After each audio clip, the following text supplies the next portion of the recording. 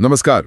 आज हम हजारों सालों का एक सफर तय करने वाले हैं। उस कहानी की गहराई में उतरेंगे कि इंसान ने खेती करना शुरू कैसे किया। बिल्कुल।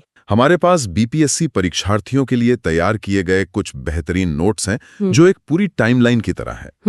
तो आज का मकसद सिर्फ तारीखें रटना नहीं है। नहीं, बिल्कुल नहीं। बल्कि उस कहानी को समझना है कि कैसे इंसान ने प्रकृति के रहमो करम पर जीने से लेकर उसे अपने हिसाब से ढालने तक का सफर तय किया। ये कंट्रोल यानी नियंत्रण हासिल करने की कहानी है। आपने बहुत सही पकड़ा, ये कहानी कंट्रोल की ही है। हाँ, आग पर कंट्रोल, जानवरों पर कंट्रोल, जमीन पर कंट्रोल और आखिर में ज्ञान पर कंट्रोल। जब हम इस नजरिए से देखते हैं तो ये सूखी तारीखें अचानक दिलचस्प हो जाती हैं ना। सही बात है। हमारा काम इन नोट्स से उन जरूरी मुड़ों को निकालना है जो न सिर्फ परीक्षा के लिए अहम है बल्कि हमें ये भी समझाते हैं कि हम आज यहाँ तक पहुंचे कैसे। तो चलिए शुरू करते हैं बिल्कुल शुरुआत से, खेती से भी लाखों साल पहले। नोट्स में पहली एंट्री है 7 करोड़ साल पहले की, जब पेड़ों पर प्राइमेट्स का विकास हुआ। और फिर एक जबरदस्त छलांग लगती है 15 लाख साल पहले, जब होमो इरेक्टस यानी पहले सच्चे मानव सामने आए। और यहीं से कंट्रोल की कहानी का पहला पन्ना खुलता है। 5 लाख साल पहले होमो इरेक्टस पेकिनेंसिस ने आग पर काबू पाना सीख लिया। सोचिए जरा। सोचिए, इस एक चीज ने पूरा खेल ही बदल दिया होगा। अब रात में सिर्फ अंधेरा और खतरा नहीं था, बल्कि रोशनी और सुरक्षा थी। बिल्कुल। कच्चा मांस खाने की जगह पका हुआ भोजन था, जिससे दिमाग के विकास में भी मदद मिली। और ये कंट्रोल सिर्फ आग तक नहीं रुका। 4 लाख साल पहले पेड़ों की टहनियों से बने आश्रय का जिक्र है। हाँ, मतलब अब इंसान सिर्फ गुफाएं नहीं ढूंढ रहा था, बल्कि अपना घर खुद बना रहा था। सही है। ये छोटे छोटे कदम थे, लेकिन सोच में एक बहुत बड़ा बदलाव ला रहे थे। फिर 32,000 साल पहले आते हैं क्रो-मैग्नन मानव, यानी हम, होमो सेपियंस। और ये सब एक तरह से खेती की जमीन तैयार कर रहे थे।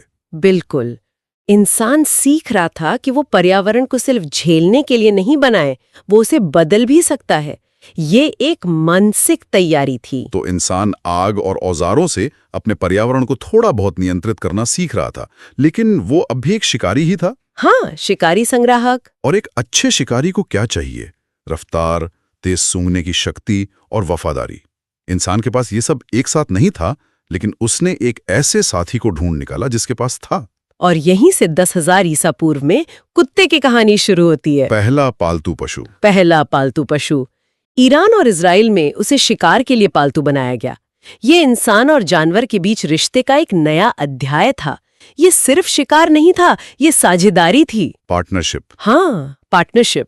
ये जानवरों पर कंट्रोल की तरफ पहला और शायद सबसे अहम कदम था। और इसी साझेदारी ने शायद अगले बड़े बदलाव की नींव रखी। अब सिर्फ एक जानवर को साथ रखने की बात नहीं थी, बल्कि पूरे झुंड को कंट्रोल करने की थी। यहां से पशुपालन का दौर शुरू होता है। 8,700 ईसा पूर्व में भेड़, फिर 7,700 ईसा पूर्व में बकरी, और 6,000 ईसा पूर्व आते आते मवेशी और सूअर भी पालतू बन गए। तो ये सिर्फ भोजन के लिए नहीं था। नहीं, बिल्कुल नहीं। ये जीवन शैली में एक क्रांति थी। घुमंतू शिकारी अब एक जगह टिकने के बारे में सोच सकता था। अच्छा, क्यों? क्योंकि अब भोजन का स्रोत उसके साथ चल रहा था। ये एक चलता फिरता फ्रिज रखने जैसा था। हाँ, सही है। साथ ही दूध, ऊन और खाल जैसे अतिरिक्त संसाधन भी मिल रहे थे, जिसने जीवन को कहीं ज्यादा स्थिर बना दिया। और जब आप एक जगह टिकने लगते हैं तो आप अपने आसपास की जमीन को ज्यादा ध्यान से देखने लगते हैं। बिल्कुल। शायद तभी इंसान ने नोटिस किया होगा कि कुछ बीज अगर जमीन पे गिरते हैं तो वहां पौधे उगाते हैं। और यहीं से 7,500 ईसा पूर्व में गेहूं और जौ की खेती की शुरुआत हुई। ऐतिहासिक क्षण। इसी को हम नवपाषाण क्रांति या नियोलिथिक रेवोल्यूशन कहते हैं। ये मानव इतिहास का सबसे बड़ा मोड़ था।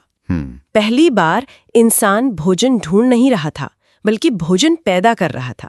ये जमीन पर कंट्रोल की शुरुआत थी। और जहां अधिशेष यानी सरप्लस अनाज होता है, वहां आबादी बढ़ती है, गांव बसते हैं और सभ्यता की नींव रखी जाती है। इसके बाद तो जैसे आविष्कारों की बाढ़ आ गई, फसलों की लिस्ट लंबी होती गई।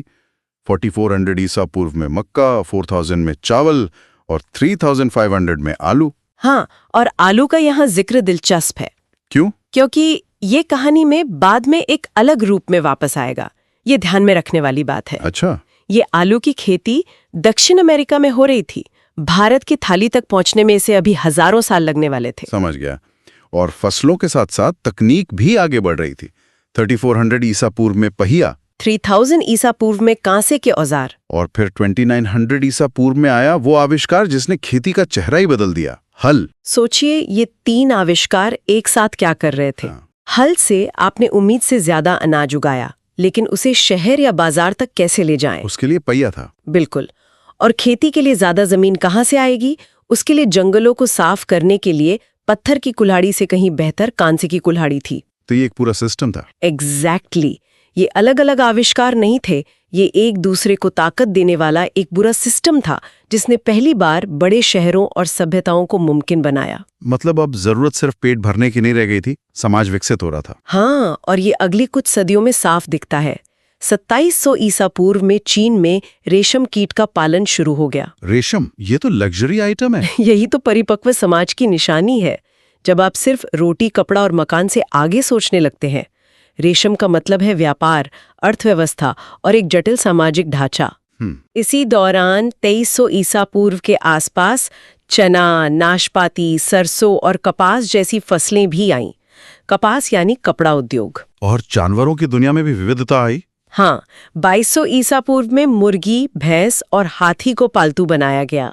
हाथी को परिवहन और युद्ध दोनों में गेम चेंजर साबित हुआ होगा। निश्चित रूप से। और खाने की थाली भी ज्यादा पौष्टिक हो रही थी। जैसे 1800 ईसा पूर्व में रागी और 1725 ईसा पूर्व में ज्वार जैसे मोटे अनाज की खेती शुरू हुई। ये फसलें उन इलाकों के लिए वरदान थीं जहां पानी कम होता है। अब आते हैं उस दौर पर जो बीपीएससी के नजरिए से बहुत ही महत्वपूर्ण है, लौह युग। नोट्स के मुताबिक मध्य पूर्व में लोहे का इस्तेमाल 1400 ईसा पूर्व में शुरू हो गया था, लेकिन भारत और खासकर गंगा के मैदानों के लिए असली कहानी 1000 से 600 ईसा पूर्व के बीच शुरू होती है। हाँ, और ये समझना जरूरी है कि लोहा सिर्फ कांसे से ज्यादा मजबूत धातु नहीं था। तो फिर इसकी 2 खास बातें थीं। एक, ये कांसे के मुकाबले कहीं ज्यादा आसानी से और बड़ी मात्रा में उपलब्ध था। अच्छा। और 2, इससे बने औजार जैसे लोहे की फाल वाला हल और कुल्हाड़ी बहुत ज्यादा कारगर थे। तो लोहा तो कांसे से मजबूत था, ये तो साफ है, पर क्या सिर्फ मजबूती ही असल फर्क था, या फिर इसकी उपलब्धता ने गंगा के मैदानों की कहानी बदल दी? मतलब क्या एक आम किसान भी लोहे के औजार खरीद सकता था? आपने बिल्कुल सही सवाल पूछा। यही असल मुद्दा था। क्योंकि लोहा ज्यादा आसानी से उपलब्ध था, ये ज्यादा लोगों की पहुंच में था। लोहे की कुल्हाड़ी से गंगा के घने जंगलों को साफ करना संभव हुआ और लोहे के हल से वहां की कठोर जमीन को जोतना आसान हो गया। तो इससे खेती के लिए जमीन का जो विस्तार हुआ वो अभूतपूर्व था। बिल्कुल। और जमीन का विस्तार मतलब अनाज का अधिशेष, और अनाज का अधिशेष मतलब बड़ी सेनाएं, बड़े शहर और बड़े साम्राज्य। मगध जैसे महाजनपदों का उदय सीधे तौर पर इसी कृषि क्रांति से जुड़ा है। एक मजबूत कृषि अर्थव्यवस्था के बिना इतने बड़े राज्य बन ही नहीं सकते थे। ये बिहार के इतिहास का एक निर्णायक मोड़ था, जिसकी जड़ें लोहे के हल में थीं। इसी दौर में 1500 ईसा पूर्व में गन्ने की खेती और कुओं से सिंचाई का भी जिक्र है, और बौद्ध ग्रंथ कुलववग और महावग, हाँ, वो उस समय की खेती के तरीकों पर विस्तार से बताते हैं, जो दिखाता है कि कृषि कितनी व्यवस्थित हो चुकी थी। बिल्कुल। अब हम मध्यकाल की ओर बढ़ते हैं, जहां फोकस बड़े आविष्कारों से हटकर तकनीक को बेहतर बनाने पर आ गया। 760-800 ईस्वी के आसपास रहट, पर्शियन व्हील का इस्तेमाल शुरू हुआ। इसने कुओं से पानी निकालने के काम को बहुत आसान और एफिशिएंट बना दिया। और फिर आता है ज्ञान पर कंट्रोल का दौर। हाँ, 900-1000 ईस्वी के बीच कृषि पाराशर और वृक्षायुर्वेद जैसे ग्रंथ लिखे गए। कश्यप ने तो कृषि सूक्ति नाम से खेती पर एक पूरी टेक्स्ट बुक ही लिख दी। ये एक बहुत बड़ा कदम था। अब तक ज्ञान ज्यादातर अनुभव से या मौखिक रूप से एक पीढ़ी से दूसरी पीढ़ी तक जाता था। सही। इन ग्रंथों ने खेती के ज्ञान को संहिताबद्ध कर दिया, मतलब कोडिफाई कर दिया। इसका मतलब था कि सबसे अच्छी तकनीकें अब एक जगह लिखी हुई थीं, जिन्हें कोई भी पढ़ सकता था और दूर दराज के इलाकों तक फैला सकता था। तो ये कृषि को एक विज्ञान के तौर पर देखने की शुरुआत थी। बिल्कुल। हाँ। और 15वीं शताब्दी में मीठा संतरा, अनार जैसी नई फसलें भी आईं, लेकिन असली धमाका तो 16वीं शताब्दी में हुआ, जब पुर्तगाली भारत आए। हाँ, ये भारतीय कृषि और खानपान के इतिहास में एक और बड़ा मोड़ था। पुर्तगाली अपने साथ नई दुनिया यानी अमेरिका से ऐसी फसलें लाए जिन्होंने यहाँ की हर चीज को हमेशा के लिए बदल दिया। जब मैं ये सूची देख रहा था तो मुझे आलू, टमाटर और मिर्च देखकर हैरानी हुई। है ना?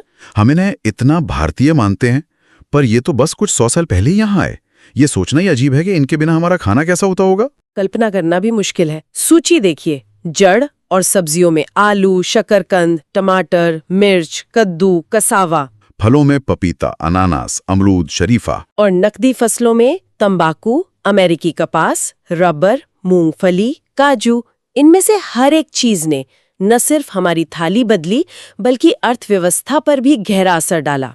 और ग्राफ्टिंग की तकनीक भी वो लाए। हाँ, 1550 में वे ग्राफ्टिंग यानी कलम बांधने की तकनीक भी लाए, जिससे बागवानी में क्रांति आ गई। अब कहानियां औपनिवेशिक काल में पहुंचती है, जहां फोकस संस्थानों और संगठित रिसर्च पर आ जाता है। और यहाँ बिहार के लिए एक सीधा और महत्वपूर्ण फैक्ट है। 1795 में लेफ्टिनेंट विलियम फ्रेजर ने पूसा, बिहार में घोड़ों के प्रजनन के लिए एक स्टड फार्म शुरू किया। ये एक नए दौर का संकेत था। अब राज्य सीधे तौर पर कृषि और पशुपालन में हस्तक्षेप कर रहा था। मतलब इसे एक संगठित उद्योग की तरह देखा जा रहा था। बिल्कुल। भले ही इसके पीछे के मकसद औपनिवेशिक थे। इसी के बाद 1820 में पश्चिमी यमुना नहर बनी और 1824 में journal of agriculture and horticulture का प्रकाशन शुरू हुआ। वैज्ञानिक ज्ञान के प्रसार का एक और कदम। हाँ, लेकिन इस दौर का एक स्याह पहलू भी है। एक तरफ ये संस्थागत विकास हो रहा था और दूसरी तरफ भयंकर अकाल पड़ रहे थे। सही बात है।